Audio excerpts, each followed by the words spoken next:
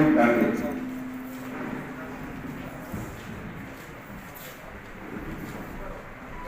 श्री भाषा पटेल सर यांनी कृपा व्यासपीठ वाढवावे.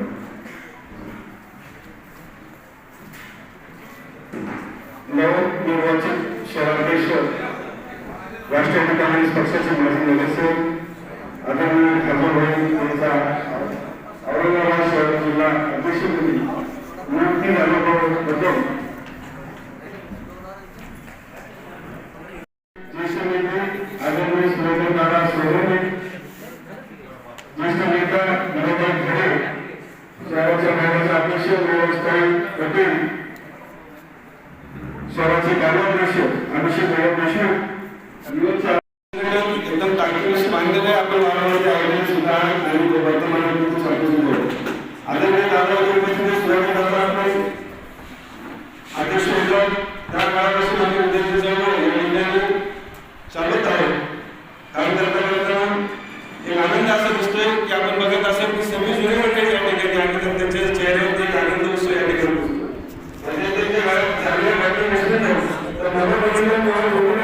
काम करतात विद्यार्थी आपल्या बाजूने लागून असेल तर आम्ही आमची जबाबदारी अभ्यास केला होतो मनपा कारण राष्ट्रवादी वंचित आघाडी राहू नये अशी आपल्याला एक पुन्हा विनंती करतो. आम्ही आपल्या कार्याला शुभेच्छा देतो आणि मला बोलण्याची संधी दिली त्याबद्दल आपल्या सगळ्यांचे आभार मानतो. धन्यवाद. धन्यवाद डांगे सर. माननीय सलीम पटेल साहेब शहराध्यक्ष झाले, त्यांना शुभेच्छा आणि त्यांच्याकडून अपेक्षा त्या गोष्टी. कार्याबाई तुम्ही अध्यक्ष झाला, कोरोनाचं जसं स्टार्टिंग तुमच्या बसलेला आहे कारण हे अभिनयात्मक म्हणजे हिच्यासारखं पद आहे. कारण तुमच्या समोर आता महानगरपालिका आलेली आहे. महानगरपालिका आल्यानंतर तुम्हाला सर्व ज्येष्ठ ते जो जुनी राष्ट्रवादी है इसी के राष्ट्रवादी जिसे पहले मैं तो बोलने का हल्का के सबके सामने पहले ऐसे लगा था मन से एक राष्ट्रवादी उनको योग्य सम्मान जो भी होगा वो देकर हम आगे बढ़ना चाहिए ताकि कैसा है कोई जुने सहकारी देते पहले पूछ रहे जुने सहकारी के पास में बहुत सारी मालूमात हर चीज के उन्होंने जो पद पे जाए हैं वो नगर से होंगे कोई ग्रामीण का जिल्हा सदस्यांना जवळजवळ आताच्या माहितीप्रमाणे 126 या ठिकाणी वॉर्ड होणार आहे. 126 वॉर्डात कसे विद्यार्थी अध्यक्ष निवडून जातील आपल्या नक्कीच या ठिकाणी काम करतो. मी आपल्याला निवड केल्याबद्दल मनापासून शुभेच्छा करतो.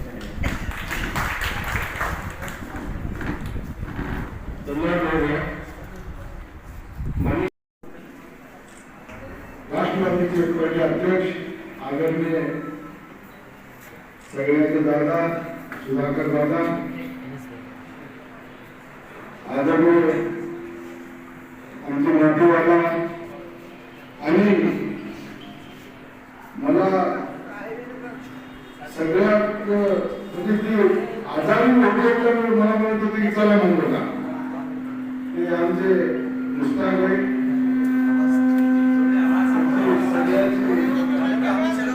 माइक थोड़ा सही करो. राष्ट्रवादीची आयटी मंडळावर आपली सगळ्याची ताई मीनाताई पटेल आमची ताई दुसरी आमचे बाकीचे जालन्याला काय केले आम्हाला माहिती नव्हतं. आमच्या संघ काम करत होते आणि ती लहान मुला संघाची मी गवाही देतो मी त्यांच्या वार्डामध्ये गेलो त्यावेळेला तिचा मुलगा एक 1.5 महिन्याचा होता तरी मी ते आमच्या बरोबर येत होते आणि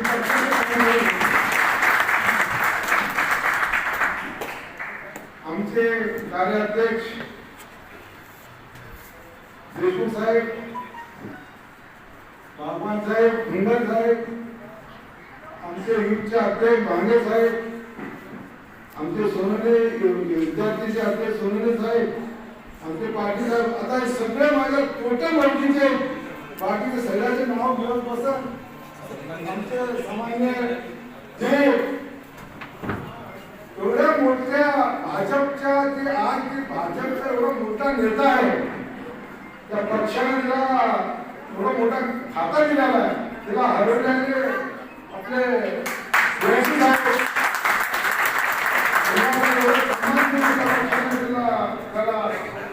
सगळं ठेवायला पाहिजे. आता मी पूर्ण जितके तेवढं सगळ्यांचं नाव घेतात अजून वेळ लागेल आणि सकाळपासून मी 7 वाजल्यापर्यंत सगळ्या वार्डामध्ये आणि तिथं तिथं सन्मान दिलं मी जात होतो. मी सगळ्याचं नाव घेऊ का? आमचे मित्र एकच हमारा दोस्त पहले से राष्ट्रवादी के था, जब से हमारे साथ करने वाला, अब आते आते मैं होटल में भी देखा, मैं बोला इनको साथ लेके जाऊंगा. आपका पगार है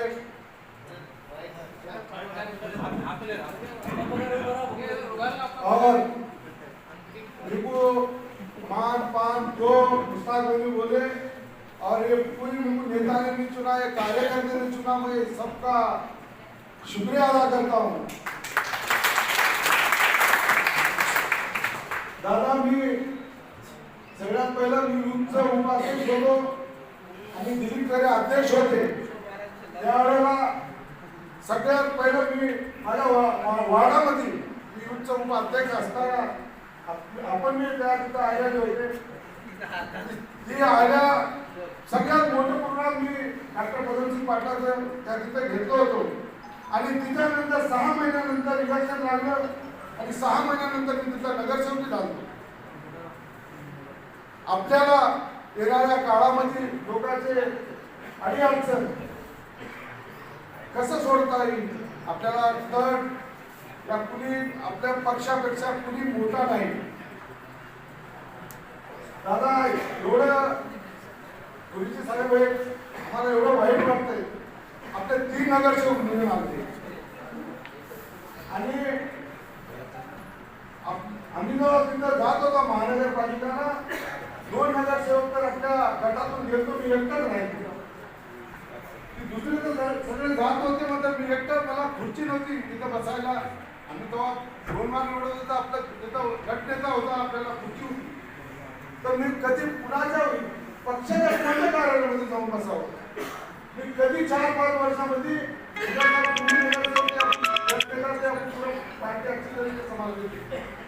पर ये हाल के महानगरपालिका में अधिकारी तो सब सुनते थे, सबसे हमारा बहुत अच्छा था, मगर इतनी हमको ऐसी कमजोरी मालूम होती थी, ऐसा ये होता था कि हम कहाँ जाके बैठना, बीजेपी के इसमें जाके बैठना या शिवसेना की में जाके बैठना. और हमने 5 साल बहुत मुश्किल से गुजारे और आगे मेरे जो पार्टी ने जो मेरे को ये सम्मान दिया, मेरे को जिम्मेदारी दी, आज मैं यहाँ पे देख रहा हूँ सवेरे से जो आए वाले सब पे नजर मार रहा हूँ. दादा ये सगळे असे कार्यकर्ते आपल्या सगळ्यात राहिलेले, काही नवीन आलेले असते, जुन्या आलेले असते, म्हणजे पूर्ण पार्टीचे वफादार पूर्ण हे कार्यकर्ते. आणि आपण येणाऱ्या काळामध्ये 2-3 महिने इलेक्शन राहिले, सगळे जाऊन आपण पुरे टोटल गावतात. आम्ही तिथं सगळे अध्यक्ष, अल्पसंख्याचे अध्यक्ष, शहराचे युनिटचे अध्यक्ष, सगळे संघटन घेऊन आम्ही त्या वार्डामध्ये येऊन आणि महानगरपालिकामध्ये किती सीट येतील आपल्याला सगळं फोकस महानगरपालिकामध्ये राहील. आणि देशमुख साहेब, आपली सत्ता आपली आहे, कुठे काही कुणाचे काम आहे, अधिदारांनी सांगितले आणि जयंत पाटलांनी सांगितले आणि डोके साहेबांनी सांगितले, कोणत्याही कार्यकर्त्याचे जर काही अडीअडचणीचे काम असते आम्हाला फोन करा, आम्हाला सांगा, आम्ही त्या अधिकाऱ्याला आम्ही सांगून आणि तिचे काम करून घेऊ. आणि येणाऱ्या काळामध्ये पद घेऊन घरी बसणाऱ्याला आम्ही पद देणार नाही. सजीव मला आता एक लेटर दिलं सलीम भाई, तुम्हाला पूर्ण अधिकार आहे. तुम्ही पक्षाचे 2 वर्षानं काम करता होतं. तुम्हाला मी कॉम्प्युटर घेऊन देईन तिथं. तुम्हाला थैली लावायला तिथं एक थैलीचं कपाट घेऊन देईन.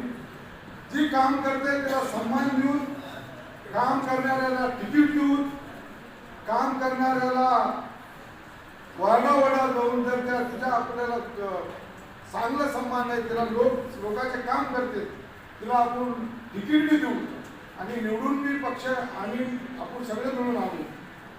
जर ती फक्त पद घेत आहे आणि घरी बसत आहे आणि फक्त लेटरबाजी करते, त्याला आम्ही लेटर देणार नाही. आमच्या सलीमबाईंना सांगितले 2 वर्षापासून सलीमबाई येत नव्हते. आज सलीमबाई 2 वर्षानंतर आले. आमची नाराजगी ही होती. मला म्हणले होते की बा इकडे गेलं तिकडे गेलं. मी टोपे साहेबांचे आणि धनंजय मुंडे ही गवाई धनंजय मुंडे साहेबांच्या मतदारसंघामध्ये काम केलं आणि घनसांगबाई गवाई तिला फोन करीत होतं, त्याच्या मतदारसंघामध्ये जाऊन काम केलं. मी इथं नाही काम केलं. का नाराजगी ही म्हणजे नियुक्त किया है, तो चुनौतियाँ क्या है आपके सामने? चुनौती उसकी पार्टी की हमारी कोई चुनौती नहीं, पर आने वाले महानगर पालिका के अंदर अच्छे लोग चुन के आए और हम 3 से 4 थे, उसको 30-40 कैसे बनाए, ये चुनौती है. और आदरणीय हमारे शरद पवार साहब के जो विचार हैं, हर जो उन्होंने काम किए वो जाके लोगों को बताए और लोगों को मालूम नहीं कि पवार साहब ने क्या क्या काम किए.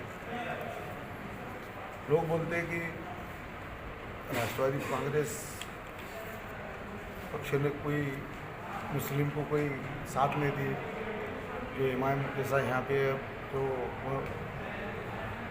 बोलती है, भाजपा बोलती है.